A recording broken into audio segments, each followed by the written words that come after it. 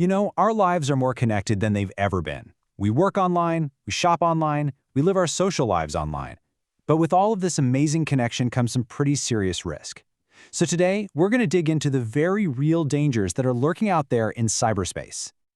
So let's just start with this question right here. Is your online life safe? It sounds so simple, right? But the answer, well, it's a lot more complicated. Every single time you go online, you're opening a door, and you might be exposed. By the time we're done here, I think you might look at your phone, your laptop, all your devices just a little bit differently. Okay, so to really understand the danger, you have to see it in action. Let's kick things off with the what. We're talking about real stories of cyber attacks that target everyday people, big companies, and yeah, even entire countries. Picture this. You're at your favorite coffee shop, you pull out your laptop, and you connect to their free Wi-Fi. Simple. But what if it's not actually their Wi-Fi? This is what's called an evil twin. It's a fake hotspot that a hacker sets up to look exactly like the real one. The second you connect, they can see literally everything you're doing. They're grabbing your passwords, your bank info, your private messages. It's such a simple trick, but it's absolutely devastating for an individual. All right, now let's scale this up to the corporate world. An employee gets an email that looks totally normal. They click a link, and just like that, they've unleashed ransomware. This nasty piece of software just tears through the company's network, locking up all their critical data. Everything grinds to a halt. And then comes the demand. Pay us a huge ransom, usually in crypto, or you'll never see your files again. The motive here? It's pure, cold, hard cash.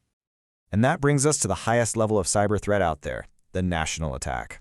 We're talking about malware so sophisticated, so complex and expensive to build that pretty much everyone agrees only a government could be behind it. A famous example is the Stuxnet worm. It wasn't designed to steal data. No, it was designed to cause physical damage by messing with the systems that control industrial equipment. This is straight-up cyber warfare. We're talking about the potential to shut down a power grid or even poison a city's water supply. So we've seen what these attacks can look like. But the next big question is, who is actually sitting behind the keyboard launching these things? Let's meet the main players, the threat actors, in this digital shadow world. So here's our rogues gallery. You gotta understand, cyber attackers aren't all the same. They range from bored teenagers in their basements to highly trained government operatives. The main groups you'll run into are amateurs, hacktivists, organized crime syndicates, state-sponsored groups, and yes, even terrorist groups.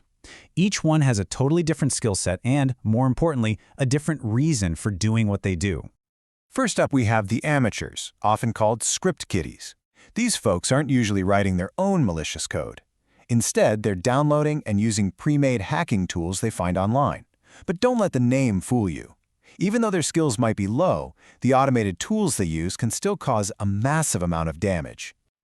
Next in the lineup are the hacktivists. For them, it's not about money. It's all about ideology. They use their hacking skills to make a political or social point. That could mean breaking into a government website and changing the homepage, leaking a bunch of sensitive documents to expose something they think is wrong, or launching what's called a denial of service attack, where they just flood a website with so much traffic that it crashes. Now we get to the heart of the matter for most cybercrime: organized crime. These people are professionals. Their goal is incredibly simple: make money. They run their operations just like a business, stealing credit card numbers, harvesting personal data to sell, and deploying ransomware because, well, it's insanely profitable. And at the very top of the pyramid, you have the state-sponsored groups. Think of these as the cyber armies of national governments. They have huge budgets, the best talent, and they're playing a very long game.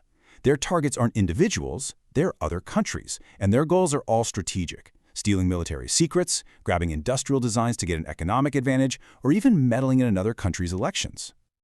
Okay, so we've met the players. Now let's talk about what really drives them.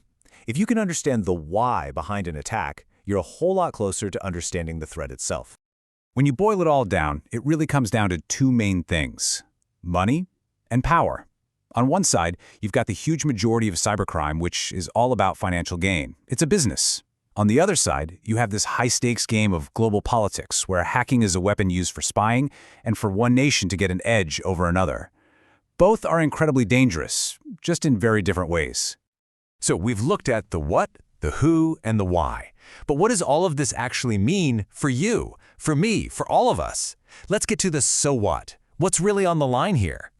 Well, first and foremost, what's at stake is your PII. That stands for Personally Identifiable Information. It's basically any piece of data that can be used to identify you specifically. Your name, your social security number, your birth date, your credit card info. To a cybercriminal, your PII is a product. They bundle it up and sell it on the dark web to other criminals who use it for identity theft and all kinds of fraud. And then there's a special super sensitive category of that called PHI, or Protected Health Information. We're talking about your private medical records, your entire health history. In the wrong hands, this isn't just data that can be used for fraud. It's deeply personal information that could be used for blackmail. It's incredibly valuable and incredibly dangerous if it gets out. And finally, there's your PSI, your personal security information. Think of these as the digital keys to your entire life. Your usernames, your passwords, your security question answers. Once an attacker gets a hold of these, they don't just have some of your data. They have access to everything. They can become you online.